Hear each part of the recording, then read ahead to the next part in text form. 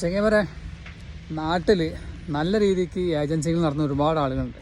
അവരെപ്പോലും പറയിപ്പിച്ചുകൊണ്ട് കുറേ ഫ്രോഡ് ഇറങ്ങിയിട്ടുണ്ട്. ഞാനിത് പറയാനുള്ള കാരണം എന്താ വെച്ചാൽ ഒരു വീഡിയോ ചെയ്തിട്ടുണ്ട്. എൻ്റെ സുഹൃത്ത് അവന് 4th സബ്മിഷനിലാണ് വിസ അടിച്ച് വന്നിരിക്കുന്നത്. അവൻ്റെ സ്വന്തം റിസ്കിൽ അവൻ ചെയ്ത കാര്യങ്ങളാണ്. പിന്നെ അവൻ്റെ ഭാഗ്യം ആണ് തുണച്ചതെന്ന് പറയാം.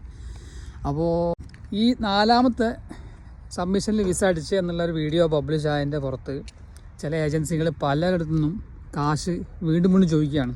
3ാമത്തേലും 4ാമത്തേലും നമ്മളെ റിസ്ക്കിലാണ് അന്ന് അടിച്ചു കൊടുത്തതെന്നും പറഞ്ഞുകൊണ്ട്. എന്തായാലും അവസ്ഥ, നിങ്ങൾ ആരും വഞ്ചിക്കപ്പെടാണ്ടിരിക്കുക. യൂറോപ്പ് ജോബ് സ്വപ്നം കണ്ടുങ്ങാണ്ട് പലരും എനിക്ക് തന്നെ ഒരുപാട് മെസ്സേജസ് വരുന്നുണ്ട്. അപ്പോൾ എനിക്കറിയാം അത്രത്തോളം ആഗ്രഹിച്ചുകൊണ്ടാണ് പലരും നിൽക്കുന്നത് എന്നുള്ളത്.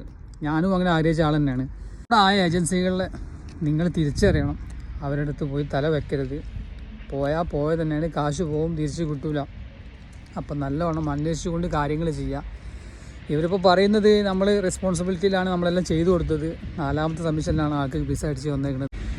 അപ്പോൾ നിങ്ങൾ സൂക്ഷിക്കുക. സൂക്ഷിച്ചാൽ പിന്നെ ദുഃഖിക്കേണ്ട.